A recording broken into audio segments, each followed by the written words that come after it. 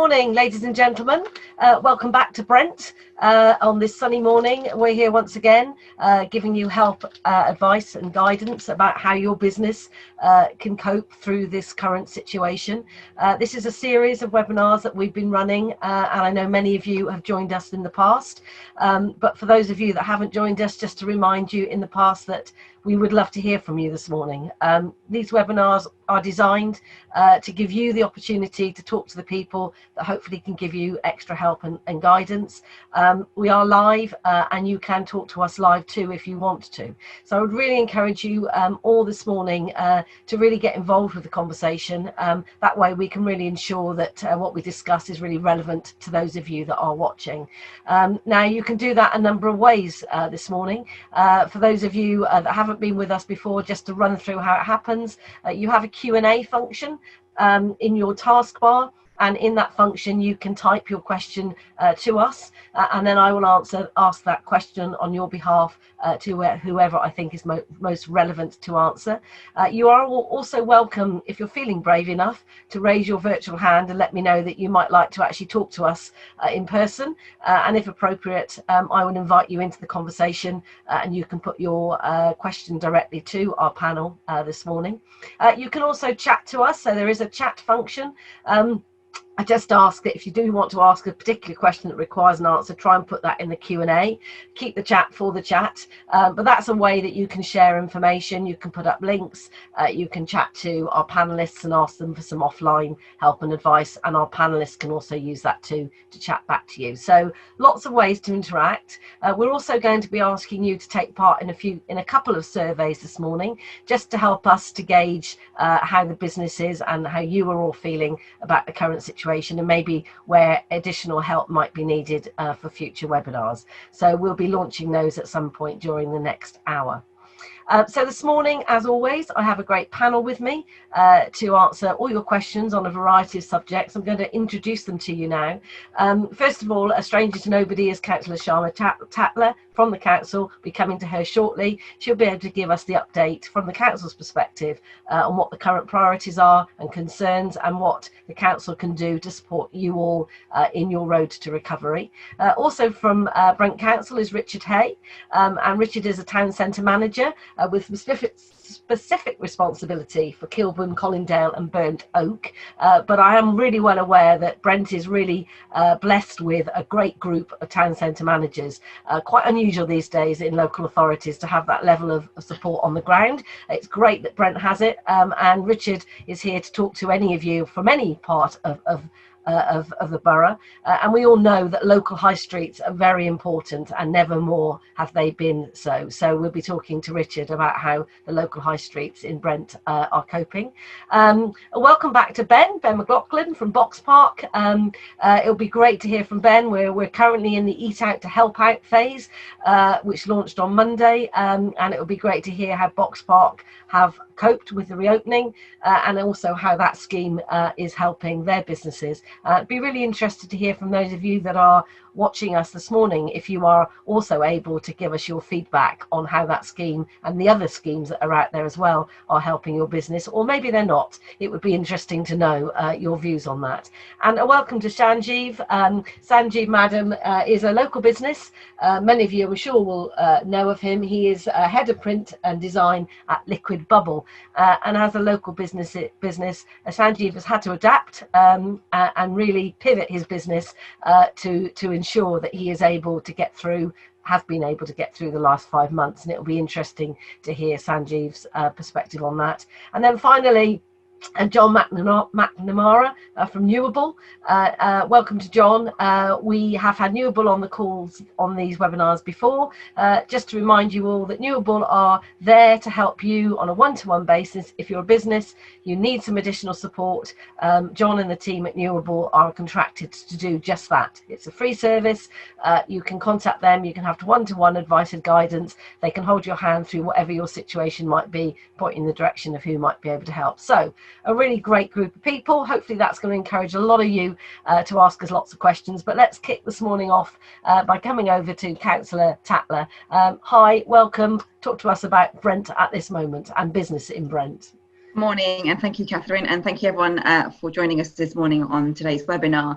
I just want to say a huge thank you to all the businesses in Brent actually who've gone above and beyond to really get their businesses opened and actually make them COVID safe. It's one of the things that we're really keen to kind of continue in that relationship that I know many have had with our council teams and council officers and town centre managers to make sure that businesses are ready to open and welcome customers.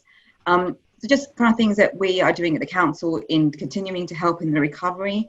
Our licensing protocols and guidelines and processes have been eased off. So if you do want to look at licensing and kind of help that, if that helps your business, please do get in touch and we can help you through that process. It is a little cheaper and it's quicker process at the moment with regards to making sure that businesses are able to recover and kind of make sure that they're able to socially distance.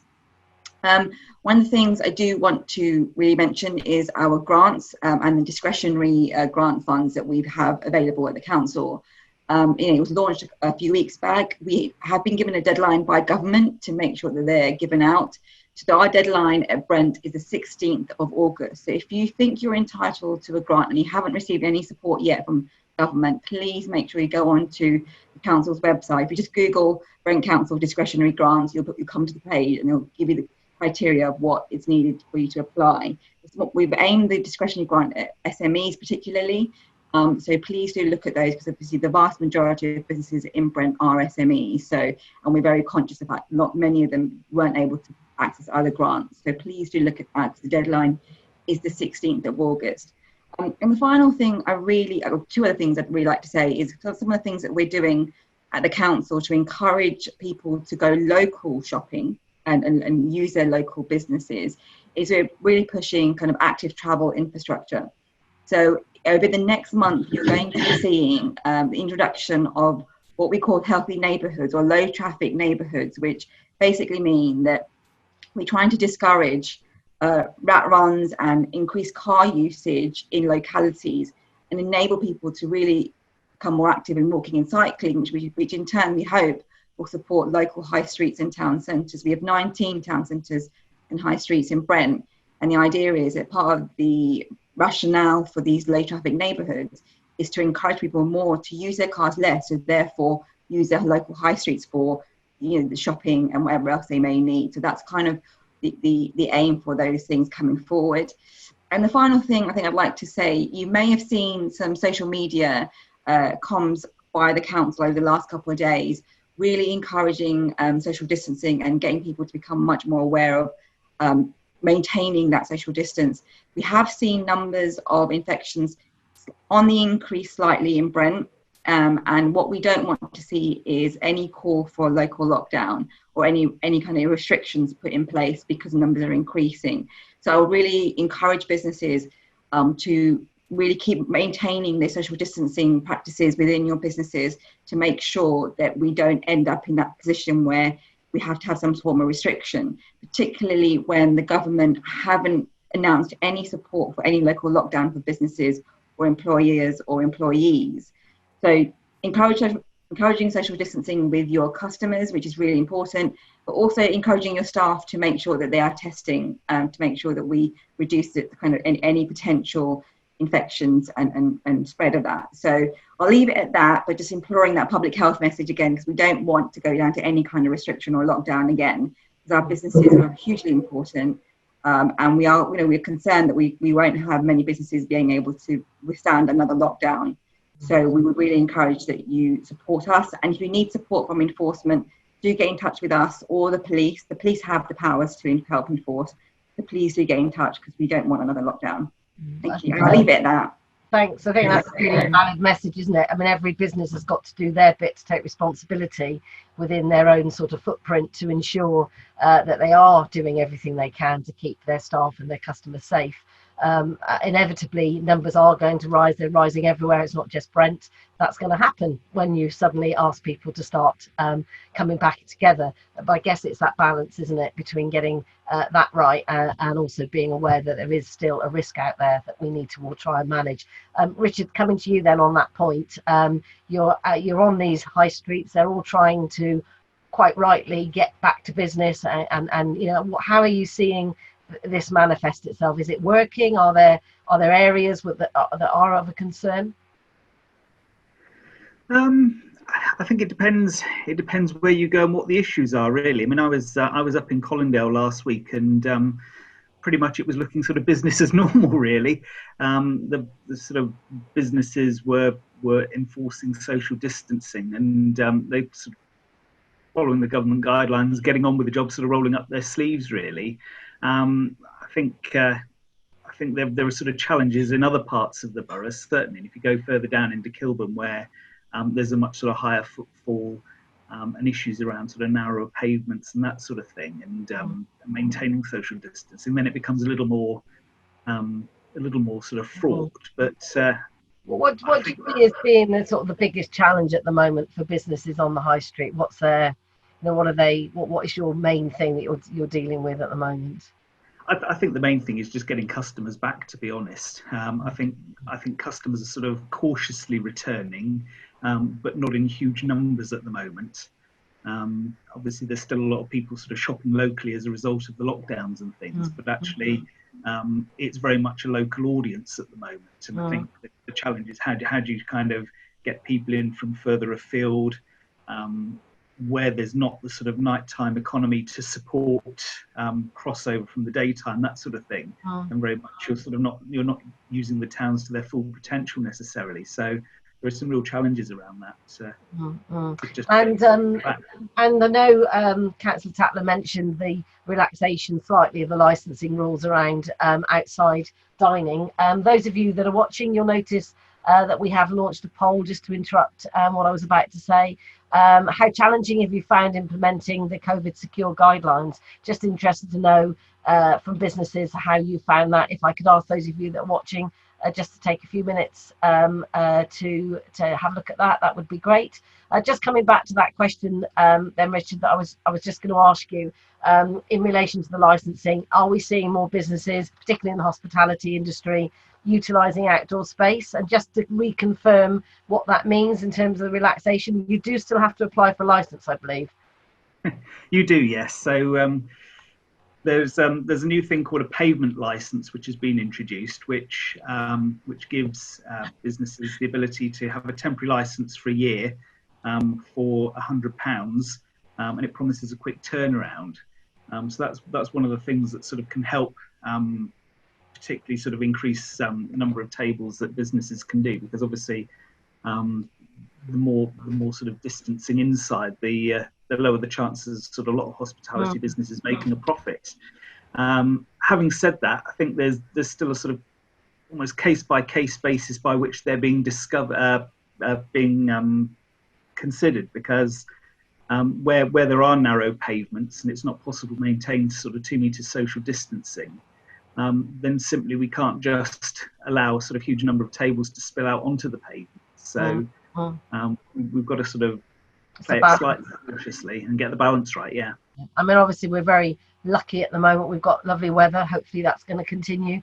I guess that's an opportunity for many people to consider something that maybe as we hit sort of September, October isn't going to be as easily achieved with our climate.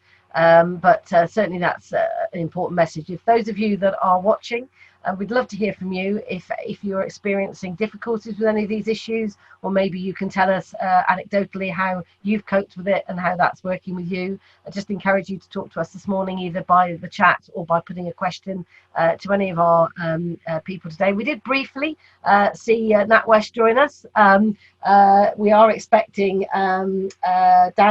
Daniel Copsey, who's the business growth enabler at NatWest, to join us. So if you have any finance questions, hopefully we'll be able to put those to him a little bit later. But in the meantime, I'm going to come over to Ben McLaughlin from Box Park. So really following on from what Richard's has just been saying, you know, about outdoor space. You're blessed at Box Park. You've got a bit of everything. So tell us a little bit about how it's working for you in Wembley. Yeah, thanks, Catherine. Touching on both the points from the council and from Richard, it really is a bit of a balancing act at the moment, as you said, and I think, but it's quite a heavy-weighted balancing act. I think the 6 core components that we looked around reopening, and that, you know, those 6 things, 5 of them sit on one side, and, you know, on the 6th point is making money as a business. But those other 5 points really around, I think we thought, the first thing around that is doing the right thing, whatever that may be, because it's all very well being reopened, but if you're doing the wrong thing, it's not necessarily the correct piece. Our staff welfare, how we're going to consider for what's happening, the safety of our staff is probably our real number one concern. Our customers' welfare, but then that kind of, there's another part within there which is maintaining the essence of the business. So I know if you're Slug and Lettuce, or if you're Nando's, you want to maintain your restaurant customer experience, which is probably fairly easy to do. Box Park is around the customer experiences around socialising, and that's our USP. So to have been mandating social distance for 4 months sort of flies in the face a little bit of our sort of our operating style. So we've been trying to find the smartest way that we can still capture the essence of Box Park whilst delivering safety to our customers and to our staff, and making sure that we comply with the guidance that is there to try and protect everybody as best as possible within that. So that balancing act of all of those things weighing up against trying to run a viable business is tough. Obviously, we're trying to run a viable business not only for ourselves, but for 25 small businesses that sit within our footprint that we're the landlord for. So, it is tricky. As part of that, we've got that landlord-tenant relationship, which is sort of under the microscope at the moment in general across the hospitality sector or across a lot of small business sectors. So it's trying to work to make sure that our guys are best advised, and there's been great work with Brent Council with some of the other sort of local authority pieces as well around making sure that during the period of closure we took advantage of everything that we could do, from furlough schemes, grants, discretionary loans as well, rates relief, etc. And all those things have probably helped protect a lot of the small businesses in the short term, but actually there's a bigger problem around cash flow when you reopen. Actually, it's got to be viable to reopen the businesses, because a lot of these smaller businesses, actually staff costs probably outweighs their rental cost. If you're giving some rent reliefs to people, it becomes a challenge within there. So Eat Out to help out, certainly a big help. Over the last 2 days, it seems to have driven some footfall into the lunchtime and evening trade, which is amazing to see and really good. It does lead on to that question that you talked around, Catherine, of does it sort of push some of the trade into the early week, and do we lose out from the weekend? I think I'd say we're fairly buoyant in the fact I think there's quite a lot of people who are coming out of the weekend just because they want to meet with friends and socialise. So I think that will balance itself out and won't be a big hit. Bearing in mind, this Eat Out to help out actually isn't a discount for the trader; it's only a discount for the customer. So actually, the restaurant is, even if it moves sales, it's not particularly damaging to the restaurant as long as the volume of sales is still there, and I think there'll still be an uplift at the weekend. So I think that'll be okay. It might be harmful, or it's certainly something to think about, that cash flow piece again that we spoke around in these tricky times, to make sure that you are applying for those rebates or back to the government to get the 50% cash back as quickly as possible. I don't think there's much clarity on what the timelines for that are at the moment. So that could be something that if you do a high volume Monday to Wednesday and actually you're discounting all of it, you're still going through a lot of the cost, and the cost of service is still there. So you've got to make sure you've got the cash flow to do that. So we're trying to make sure that we're speaking to our guys and that they're all equipped to do that, I think.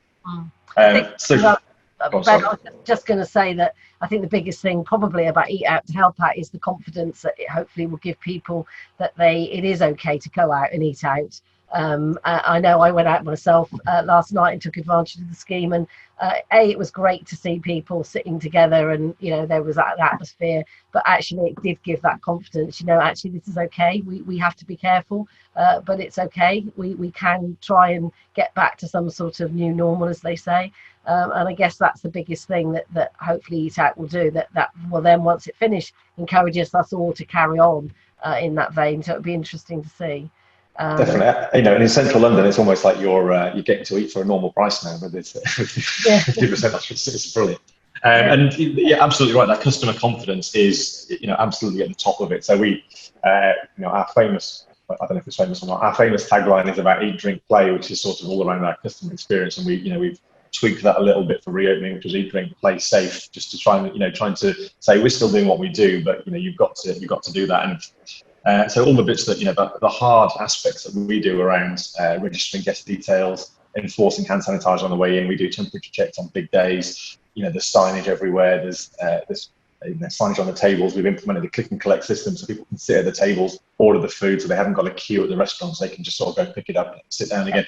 All these things are great, and I think they do help with the customer perception, and certainly we've seen a lot of repeat footfall in the last 4 or 5 weeks. So I think customers and guests are feeling that it's safe to come out, and they are feeling we're lucky that we've got a lot of space. So certainly that's better than if you've got a small restaurant. I can appreciate that, but I think there's a part around some of this is educating guests, and actually it's yes, it's very much about the business doing the right thing, but it's around the guests taking responsibility for their actions as well. As Councillor Sharma said very clearly, we don't want to have any local lockdowns, and we want people to behave in an appropriate manner. And there's only a finite amount of the businesses, we can implement guidance and we can do all of the bits that we possibly can to try and get them to do it.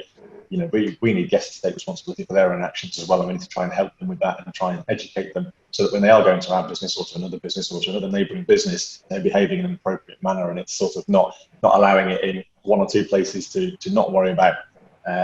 You see it as sort of, if one small shop doesn't enforce wearing a mask, then you go to the next one and the next one, and it sort of rolls on. So it's a bit around trying to educate our customers at this point in time so that we can have this balanced view across hospitality, especially, so that hopefully we can negate any risks of second waves, etc., and local lockdowns. But I think there is some responsibility needs to be put onto the guests, but it's about education for these guys. So I think.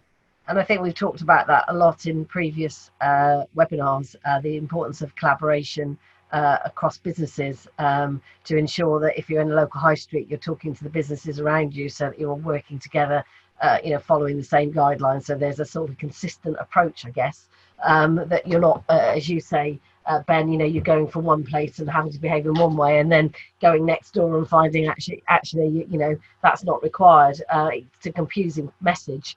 And it doesn't help with confidence.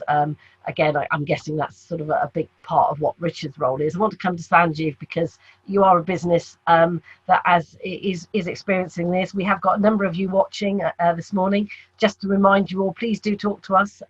We have had one question, which Councillor Tatler did answer virtually, but it's just a great example. This is someone that hasn't been able to access grants currently because they don't have a business rate account number. They're in a serviced office, and basically Councillor Tatler is saying, get in touch. You may well be able to take advantage of the discretionary rates. So please do, if you've got a particular concern or a comment or a view on what's being said this morning, do please talk to us so that we can share that with others, and that way we can all benefit. But coming to you, Sanjeev, tell us a bit about your businesses, how you've adapted, and I guess you're supplying much of this equipment that businesses need to enable them to social distance and stay safe. Yes, hello everyone. So basically we're a web graphic and print business, and we found a lot of our work was obviously not coming through with lockdown, etc. So we adapted to be providing screens, sneeze screens, perspex and acrylic sneeze screens to businesses. We were able to purchase a machine that was able to cut the screens together, and that, along with our existing machinery, allowed us to do vinyl signage, posters, and floor vinyls, floor stickers for the social distancing signage, etc., along with pull-up banners and other retail signage that we would use for normally promotions and sales, but we've obviously adapted that now to use for guidelines and safety procedures, etc., around COVID. We also did what you mentioned before. We collaborated with another business, another print business at the same time, so they gave us more resources in terms of production capability, production staff, and as well as set up an online e-commerce site promoting these items, which allowed us to provide IKEA-type self-assembly acrylic sign that we were able to ship out across the UK, which obviously helped us. Right, yeah. We've now continued to help work again, because most of our business was local within a 5-mile radius of where we are in Second Way in Wembley. We've now started working as businesses are opening, working with a lot more restaurants, etc., with limited menus, reprinting their items. So some of that is coming back to us now. And we're now looking to the future to see, while the safety signage and the COVID stuff starts tailing off, how we can adapt our business to provide the products and services we used to provide, but maybe with some elements of diversification to ensure that we can get that revenue back into the business. Okay, and have you taken advantage of, have you had to furlough anybody? Have you taken advantage of any grants or loans? Have you had to do that as a business? So yeah, so we've had to furlough staff. That's part of the reason why we had the collaboration, so that we could both partly furlough staff that weren't required in what we were doing, but then utilise staff that we could utilise staff together. So we've used the furlough scheme. Brent Council have been very welcoming and helpful with the grants and learning about them and what we can provide. We managed to secure a discretionary grant, which we did in the past few weeks. So those things have certainly helped us to have less stress and worry about what's going to happen, and focus on how we can adapt our business and put our energies on that to ensure that we can survive over the next 3, 6, 12 months when lockdown occurred. So that's certainly been a big help for us. Great. Okay. That's good to know. And obviously, if you put your contact details in the chat, there may well be businesses that are watching that could use your services. Yeah, it's useful to support and buy local. And I know if you go online and you ask, you search for any of this material, you could be ordering it from Hong Kong or goodness knows where. So let's try and keep it local and support local businesses.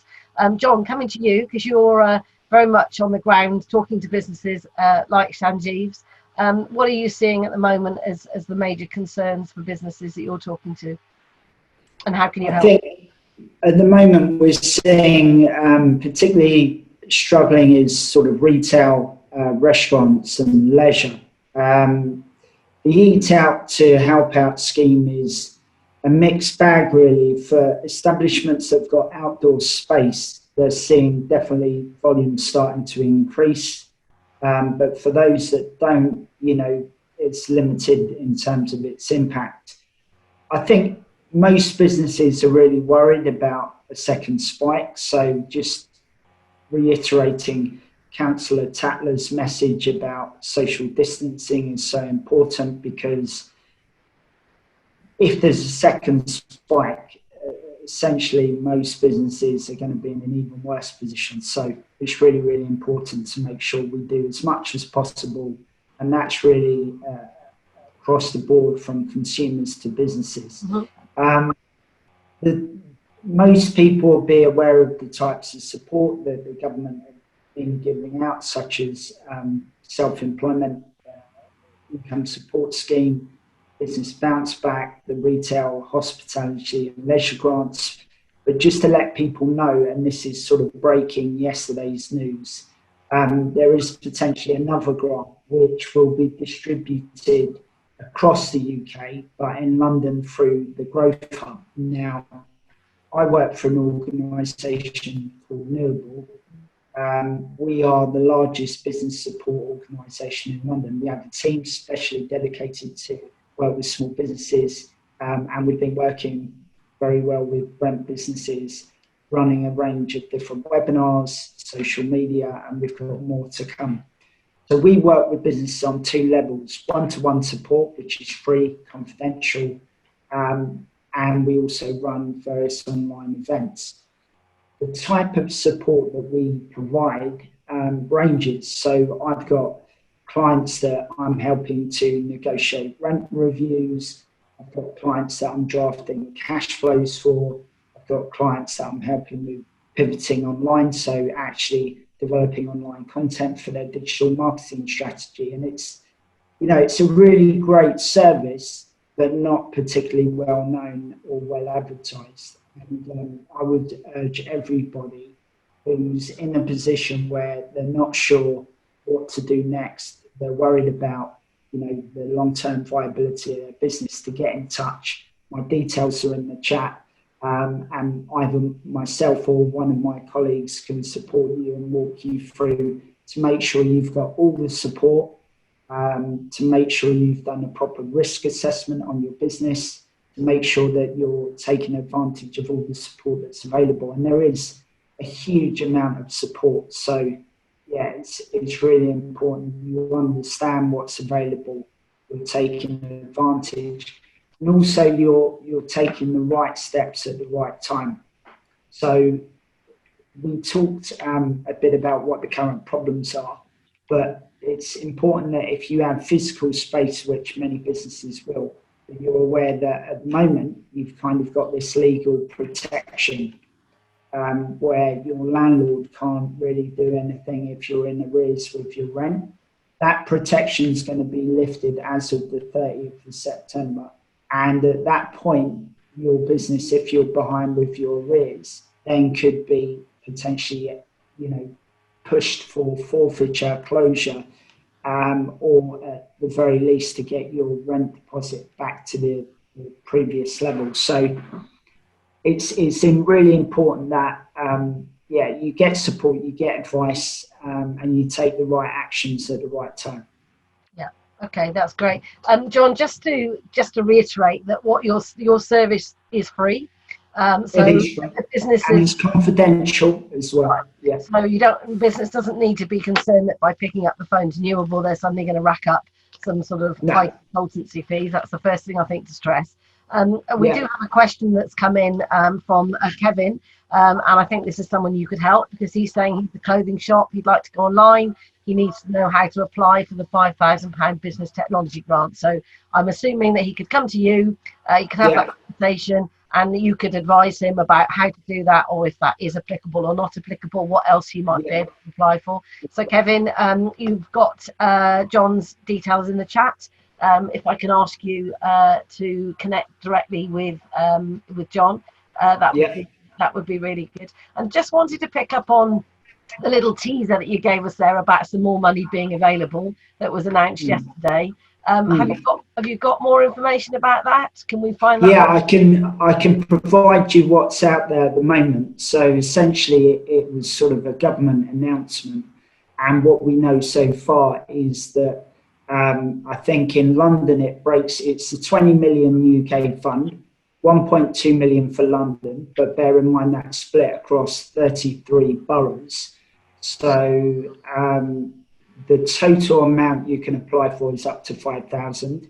The suggested amount would be an average of around 3,000, and that money can be spent on general business expenditure. So, what you typically spend money on, such as equipment, there might be some labour costs, but it's essentially a grant to really help your business recover. And for many businesses, that will be a case of looking at online opportunities and trying to pivot where possible.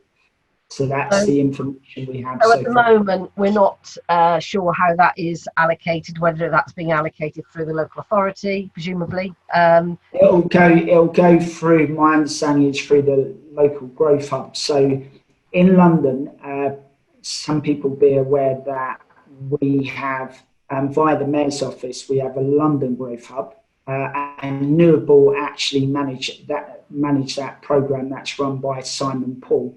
And so the grants will be coming through the London Growth Hub. So if anyone's interested, in the first instance, they can come to me, and in due course, I will provide further information, because at the moment we only have a government announcement.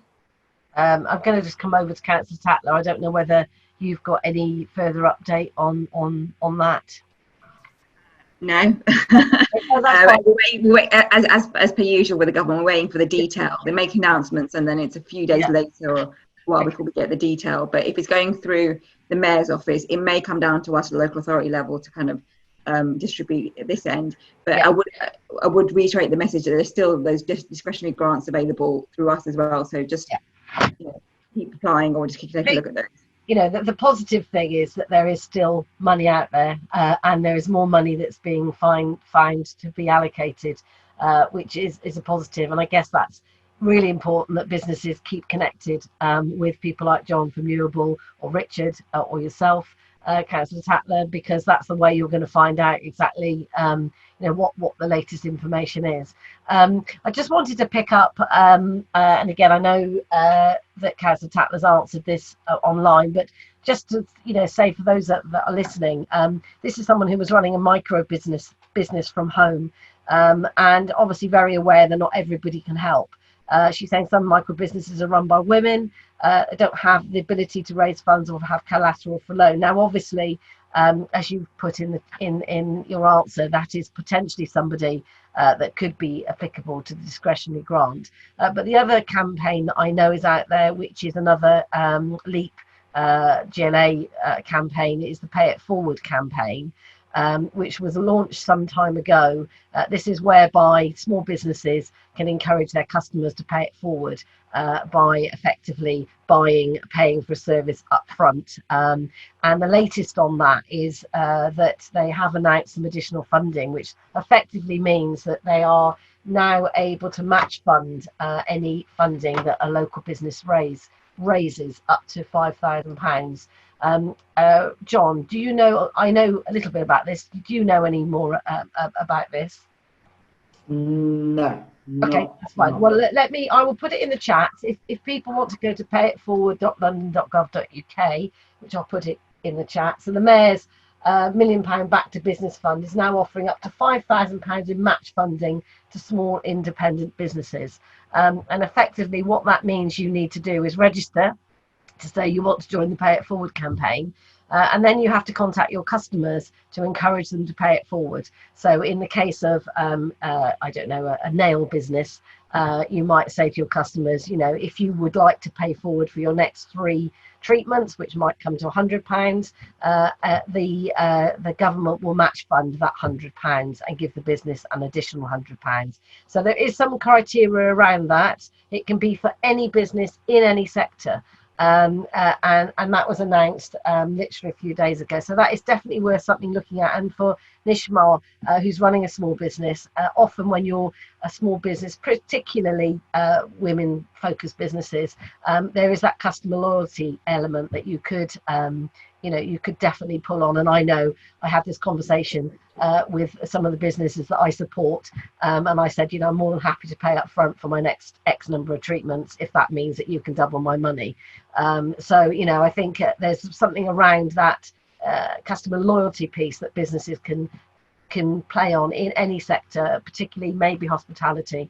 If you know that you're someone that likes to eat out and you've got your favourite restaurant, why not say, take a credit of a couple of £100 from me, they'll then double their money, which could be a good thing. Councillor Tatler? I just want to say that if any schemes like that can help encourage not just custom businesses to survive, but also help retain employment for jobs of your staff, take advantage of that, because we are hugely concerned that what's going to happen at the end of furlough in October. I know we're coming to the end of the first sort of tranche of the scheme, so anything that you can access to enable you to retain staff as well would be, hoping that in a year's time we're on the road upwards back to sort of economic growth again. But employment is going to be a huge factor for growth and the survival of businesses. So we do need to make sure that any scheme available that can help you retain staff is taken up. I mean, absolutely. And I think, looking ahead, and maybe we should move on to looking ahead in terms of, what we think the advice is we should be giving to businesses. To a certain extent, as you rightly say, end of October is another probably quite important crunch time when the furlough support ends. The government have made it pretty clear there is no more money that's going to come through, regardless of where we might be by the end of October. And I know for many businesses, that will be a time when they have to make some tough decisions. And I know if we had an HR specialist on now, they would be giving the advice that you need to start thinking about this now. You need to be thinking about notice of redundancy if in fact that is where you think you're going to end up. And we know from the news and everywhere that we read that this could have a huge impact on people losing their jobs. And so any advice that people can get, I guess, around this is really helpful. Richard, from your point of view and the businesses you're dealing with, I guess if you're a retail-facing business, maybe you've I don't know whether many have still got people furloughed, but do you see this being an issue come the end of October? Yeah, a little bit. I mean, from the businesses I've talked to, I mean, they're having to sort of not retain staff simply because there isn't the volume of trade there at the moment to support that number, and I think there are still ongoing issues with sort of people who are sort of worried about social distancing and self-isolating and that sort of thing. So I think that is still a concern. I mean, in terms of kind of moving forward, I think obviously one of the other big issues that's come out of lockdown is something we're aware of within the council, is how we support people with that sort of digital side of their business. Yeah. Helping them to get online, build up their sort of social media presence, that sort of thing. Help them to trade online to build resilience. But I think also there's something still, and I mean, this has been an ongoing issue for sort of quite a while, but there's also an ongoing issue about skills and training for businesses, and what support they need to make themselves more resilient. And I think that kind of sort of sense that you can just sort of muddle through like you've always muddled through is perhaps coming to the fore now, and people are realising actually there are skills gaps there, and it's how we as a council can support them with training and programmes to help them through that as well. And I guess on that, there is a vast amount of support via apprenticeship schemes, via upskilling through online learning, and there's quite a lot of support out there. And I think just to reiterate to businesses, because I don't think I knew this up until recently, but if you're an existing business and you've got an employee that you may be thinking of making redundant, you can actually suggest to them that they might like to do an apprenticeship.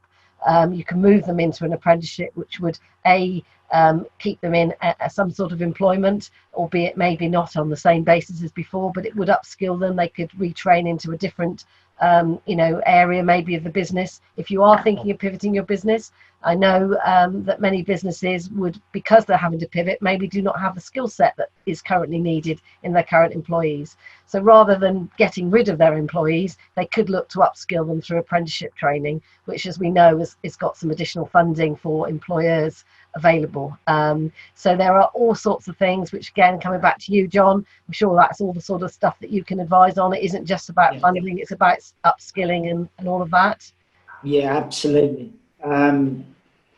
The COVID really has been it's been a testament to entrepreneurs' sort of resilience, and certainly a lot of businesses never thought about going online and now being forced to. So yeah, we've been running various webinars, if people haven't been on them already, with Brent Council to help people to do exactly that. So yeah, please do get in touch. My details are in the chat.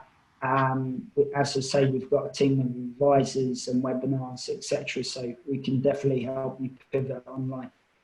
And I have just put in the chat the Pay It Forward email website address for those that want to look into that additional match funding. Councillor Tatler? Yeah, I was going to say, so pre-COVID, we were looking at how we look at challenges coming to the business world and the economy going forward. And one of our strategies, it mentioned that automation is a real issue for people in employment. So it's, easier and more efficient ways of working for businesses is great because it makes a business sustainable. But we need to look at working together about how we ensure employment for residents, and that is upskilling and looking at what other industries are coming forward to support employers and employees.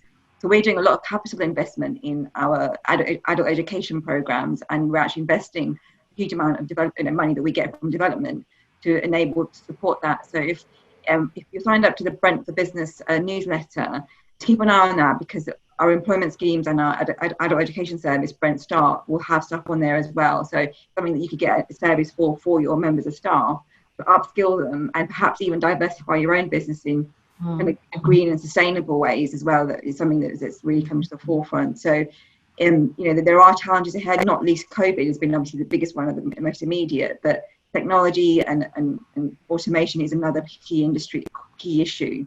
So I think we need to be working together, business and local authorities, to kind of make sure that we're able to manage that. And I think that in the past, the whole apprenticeship, we've all known for a long time that there's apprenticeships out there. We've known that the government or launched all sorts of schemes through the levy and whatever else to encourage businesses to do it.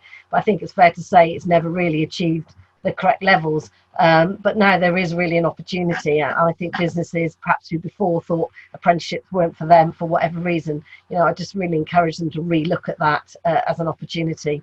a really good way of supporting your existing staff, as well as looking at bringing some new people into the business in a very affordable way. Sanji, just coming back to you, I'm interested to know, you say you've got people on furlough. Is that going to continue? What do you see the future looking like in terms of, taking advantage of some of these opportunities?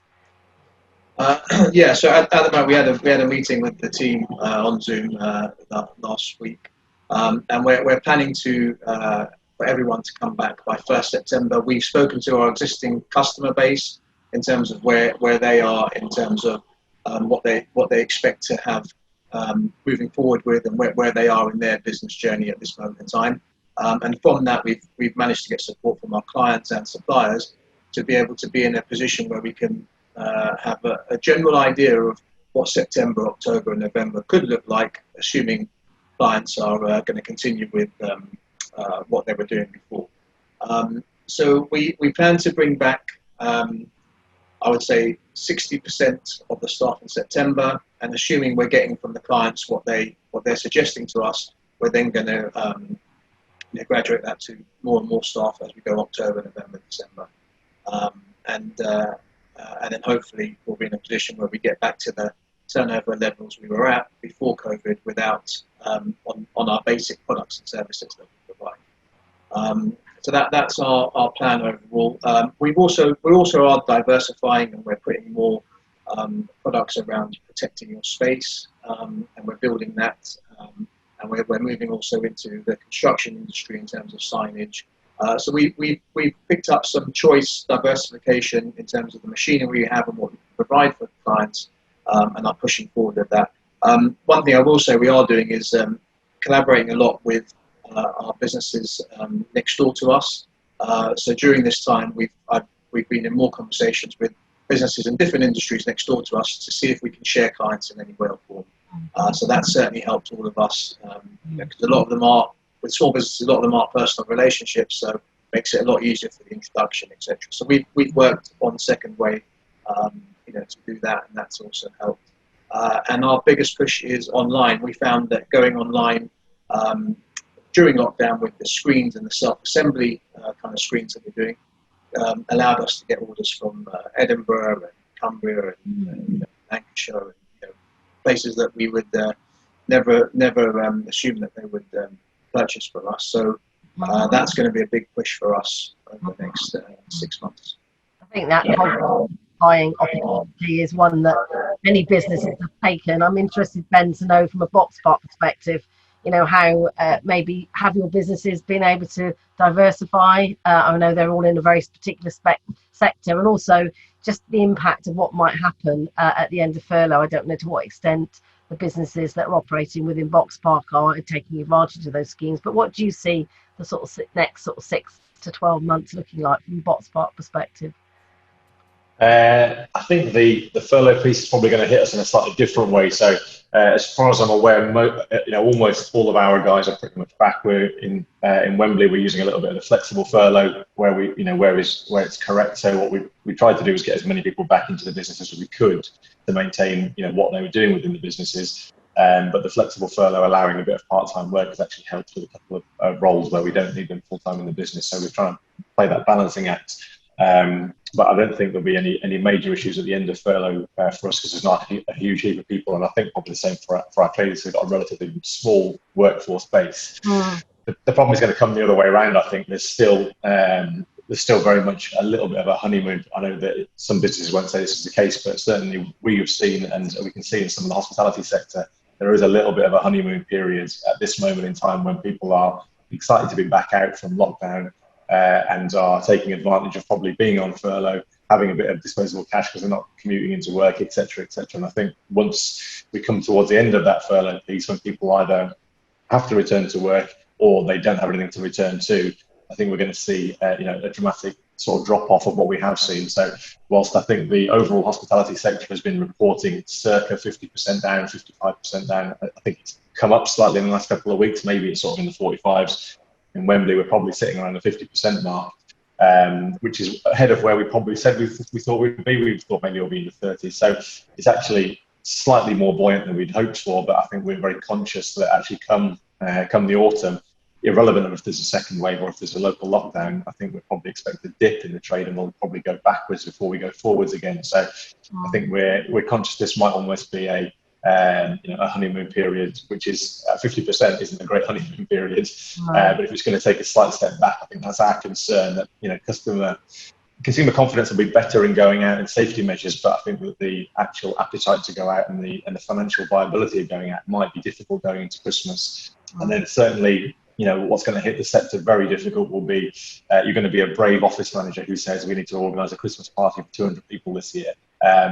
Especially if you're not back in your offices, it would be a bit perverse for you to say everyone work on Zoom, but we'll go have a Christmas party and we'll throw some beer around. It's not probably going to be the way forward this Christmas. So when it comes to December, November like-for-likes within the industry, it's going to be catastrophic because all of those big bookings that you would have had last year, you're not going to have this year in any form. So whilst there might be standard sort of we might see a standard return to business in a format. It won't be the same as it is. So it's, again, back to that cash flow piece now. It's all very good. And actually that the Pay It Forward campaign is good for that point of view of trying to put a bit of cash in people's pocket now to make sure that they can continue to drive that business. But actually, there's still a long way to go in the new normal, getting back to the old normal. I think we've got a dip before we go back to peak. I don't think it's going to be a straight growth curve. I think we're going to see another drop down before we go back up again. Councillor Sattler? Yeah, I was going to say that I think it's really important to understand that I think some sectors will be able to come back faster than others. So we saw today Virgin declare bankruptcy, I think is what I saw. So I think that and the aviation sector and our proximity to Heathrow and the supply chains to the aviation industry is something that we need to be mindful and wary of and understand. The performing arts and the outdoor events sector. So I know there's some limited events allowed, but until Wembley's able to open at its function, a lot of our businesses in and around the borough are going to struggle because a lot of the businesses were dependent on that footfall that came from Wembley and the events at the arena. And also we've got the theatres as well, which the theatre world, we know, and that for London, the West End is a huge economic driver. And Westminster and my colleagues at King Camden are absolutely worried about the kind of impact, the fact that the West End can't reopen and the impact it has on business, that this is an employment there. So I think we have to be really mindful. And I think as a sector, as business community, as well as us as local government, we need to keep lobbying the government for sector-specific support, because at the moment there are particular sectors that are going to be harder hit than others simply by nature of we have to keep public safe, and therefore aviation is, as it struggles. So I think it's something that we really need to be working together on, about really putting pressure on the government about targeted support. Yeah, and I know that there has been a question in chat from someone who operates a coach company.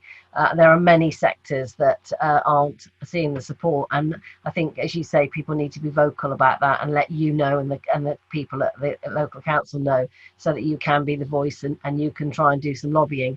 I mean, it has been very difficult for everyone to be given support, and there will always be people, I guess, that fall foul of what's available. But that shouldn't lead to complacency in terms of trying to lobby for more support. And I guess the returning of the office and the obligation of business owners to consider how they can return their office safely. I know as a business owner it would be very easy to just say, we'll just all stay at home because it's working fine, and we will not pay, we will get rid of our office, it's working absolutely fine. But actually, is that the right thing to do morally? Probably not, because if everyone took that attitude, then we wouldn't have the economy coming back into the high streets, and as we know, many businesses rely on that daytime trade. Yeah, I think there's also an aspect of mental health well-being. It's great having the technology to be able to work from home and flexibly, and I think the way I anticipate things going is there will be a mixture of return to office and home working, because I don't think for society's mental health it's actually healthy to actually just be at home all the time and have no separation from work and home.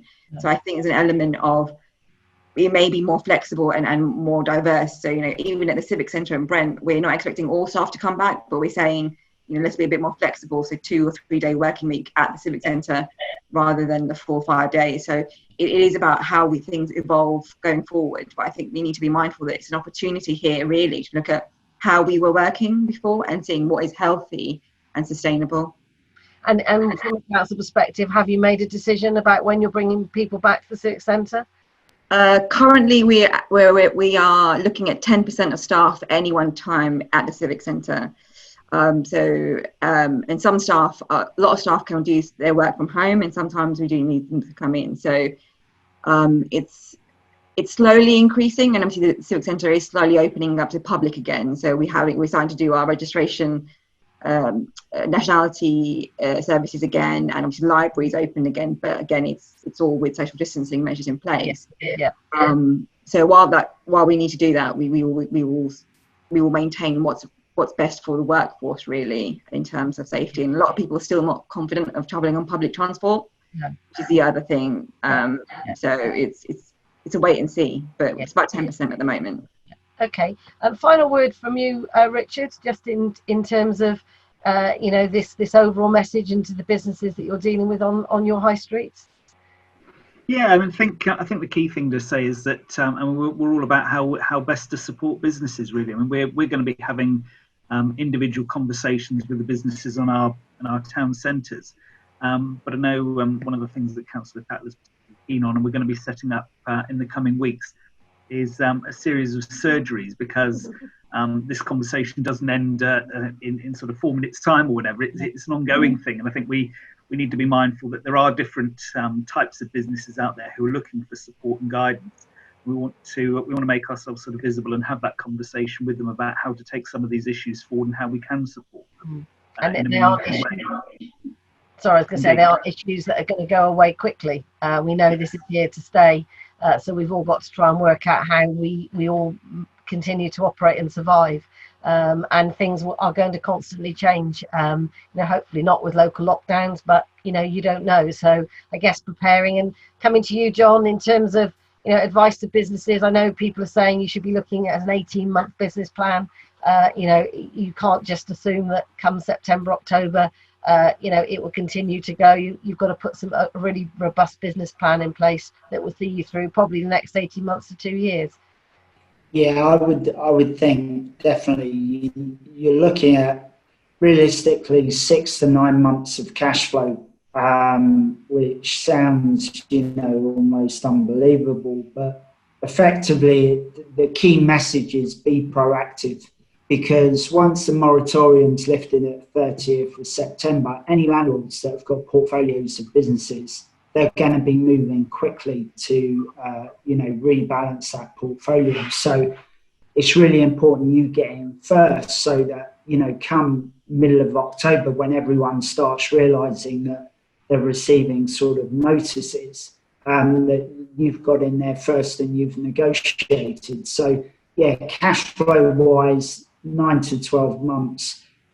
And also the credit markets are starting to contract. Some of your clients have probably realised that if they've applied for a bounce back in the last 2 weeks, they may have received a response which has rejected the application. The reason for that is we suspect that the government are starting to wind the scheme up, so it's becoming a lot harder to access the bounce back, which at the beginning was straightforward. So there's credit contraction going forward, and so businesses need to make sure they've got as much capital now, because trying to lend it in the future is going to become a lot more difficult. Great. Well, thank you for that. Thank you to Sanjeev for joining us. It's been really interesting to hear from you, and we wish you every success as you continue to pivot your business.